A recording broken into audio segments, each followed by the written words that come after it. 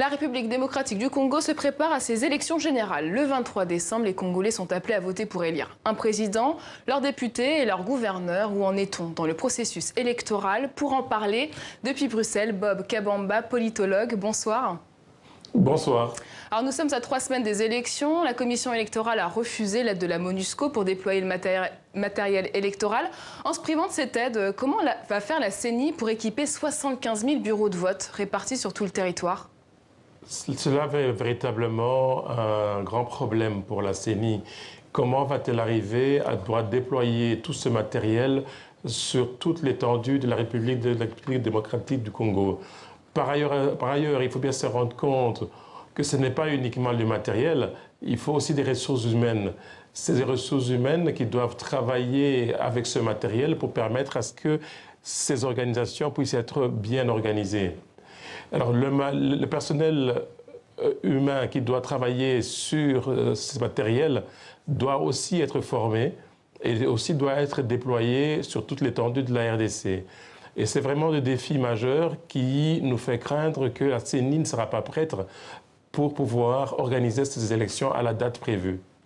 Alors la grande nouveauté de ce scrutin, c'est la machine à voter. Le gouvernement table sur 105 000 machines. Est-ce que l'on sait si toutes les machines sont arrivées sur le territoire congolais?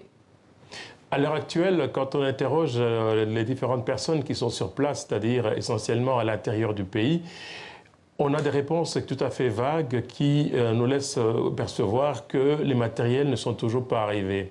Parce que lorsque l'on compare, par exemple, par rapport à l'année 2006 et par rapport à l'année 2011 lors des dernières élections, on compare par rapport à la période actuelle, on se rend compte qu'il y a vraiment un grand gap entre, d'une part, le déploiement qu'on a déjà eu en 2006 et en 2011 et le déploiement qu'on constate aujourd'hui.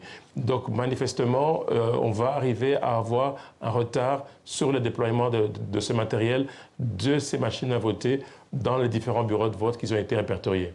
Justement, cette machine à voter sera un outil totalement nouveau pour de très nombreux Congolais. Certains auront certainement besoin d'assistance. Est-ce que le personnel de la CENI, censé quadriller tout le pays, est formé à l'utilisation de ces machines? Cela est le véritable problème. Si le personnel de la CENI n'est pas formé à l'utilisation de ce matériel, comment imaginez-vous que la population et les électeurs vont être à même de pouvoir les utiliser? Et alors, vous devez savoir aussi que le Congo, c'est un pays qui quand même souffre de beaucoup de pénuries, électricité, route, et ce qui va rendre beaucoup plus difficile l'accessibilité de la population vers ces machines, en n'étant pas assuré du fait que ces machines vont véritablement fonctionner avec un personnel qui n'est pas formé. Alors, la crainte que l'on peut avoir, c'est que les gens qui attendent ces élections soient frustrés et que cette frustration se manifeste par de la violence et que finalement nous n'ayons pas ces élections et que nous allions vers plutôt de la violence, des revendications et qui pourraient faire replonger le Congo dans l'état où il était dans les fin des années 90. En clair, est-ce que les élections, d'un point de vue logistique, peuvent se tenir le 23 décembre prochain? Il y a de doutes que ces élections se tiennent le 23 décembre, parce qu'à côté de ces doutes, à côté de ces défis que j'ai soulignés, il y a encore un autre gros problème qui est le problème de financement. Le Congo doit financer, s'est engagé à financer ces élections, mais jusqu'à l'heure actuelle, d'après la CENI elle-même, elle dit qu'elle n'a pas encore reçu la totalité du financement promis pour que ces élections soient véritablement financées par le gouvernement congolais. Et le fait que les observateurs européens n'aient pas reçu leur accréditation, quel signal envoie Kinshasa à la communauté internationale? C'est vraiment un signal fort négatif. Vous devez savoir que ces observateurs internationaux, essentiellement la Fondation Carter et les observateurs de la Commission européenne de l'Union européenne, ce sont des missions d'observation de longue durée. C'est-à-dire qu'ils observent le processus, non pas seulement le jour des élections, mais tout le processus des opérations avant, pendant les élections, après les élections, même pendant le contentieux électoral. Et c'est vraiment un outil indispensable pour pouvoir accréditer et valider un scrutin pour qu'il soit aux normes, aux standards internationaux. Alors, si on n'a pas ces outils, ces observateurs, ça veut dire que la CENI a quelque chose à cacher, n'a pas envie que la communauté internationale se rende compte de toutes les faiblesses auxquelles elle doit faire face et qui fait en sorte que le processus risque de ne pas être un processus crédible, ni apaisé, ni transparent. Et avec tous les éléments que l'on vient d'énoncer, est-ce que le risque, ce n'est pas l'invalidation du scrutin si des recours sont déposés, justement, au terme des élections? Deux choses par rapport à cette hypothèse. L'organe chargé de pouvoir invalider, il s'agit de la Cour constitutionnelle. Tout le monde l'a vu ces dernières semaines, ces derniers mois. La Cour a été renouvelée et quand même plusieurs partisans, plusieurs conseillers, plusieurs proches du président Kabila ont été nommés à cette Cour. Donc on peut douter de l'impartialité de cette Cour, mais quand bien même cette Cour irait à invalider un scrutin si il ne respecte pas les standards internationaux, là nous irons vers vraiment une espèce de vide, puisque vous devez savoir que cette date du 23 décembre découle non seulement des accords de la Saint-Sylvestre qui a été négocié par l'Église catholique et qui a été consolidé par l'ONU pour que l'on puisse arriver à se mettre d'accord par rapport à ces processus. Et si ce n'est pas acquis, ça veut dire que nous allons véritablement vers une espèce de scénario dont on ne devine même pas encore l'issue. Et justement, si le scrutin est finalement invalidé, quels sont les scénarios envisageables selon vous? On peut voir, on verra certainement qu'il va y avoir un rapport de force entre l'opposition et la majorité. J'imagine que l'opposition va recourir à la population, ça veut dire des manifestations, pour pouvoir réclamer la tenue de ces élections. Et comme nous savons très bien que dans le contexte congolais, lorsqu'il y a manifestation, revendication, il y a toujours des répressions, et ces répressions sont toujours sanglantes. Et nous savons aussi qu'il y a des groupes armés qui sont encore actifs, comme vous l'avez souligné pour le cas des Béni.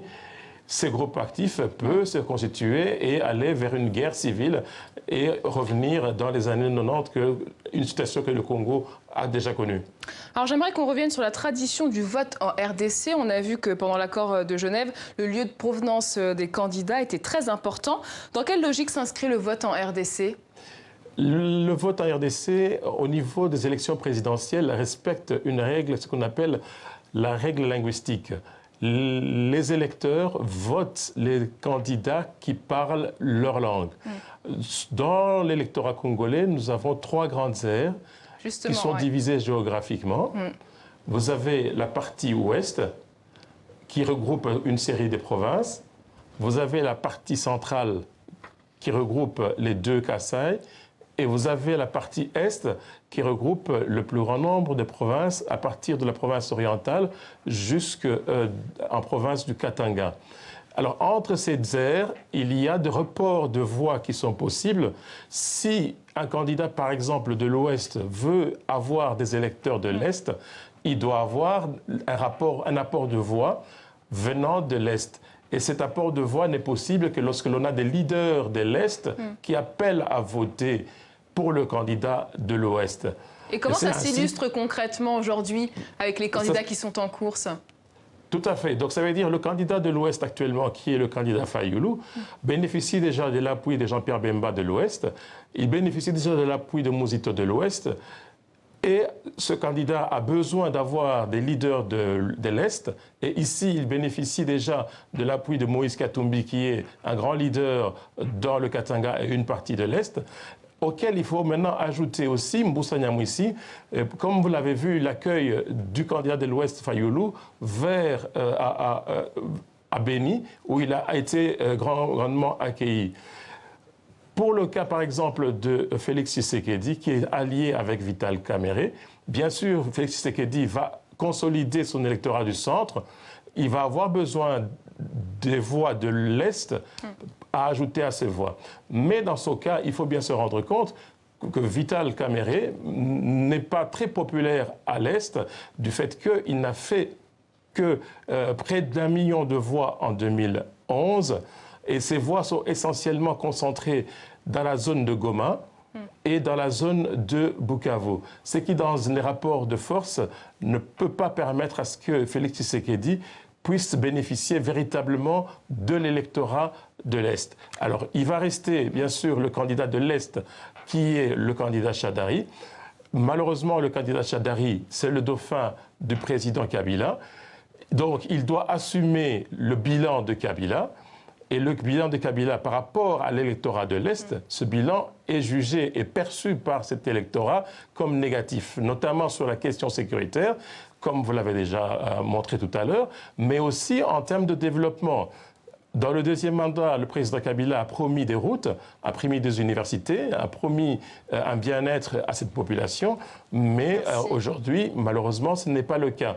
Donc, il part avec cet handicap qui risque de peser fort lourd le 23 si les élections ont bien lieu. Merci beaucoup Bob Kabamba, politologue. Merci pour votre analyse depuis Bruxelles.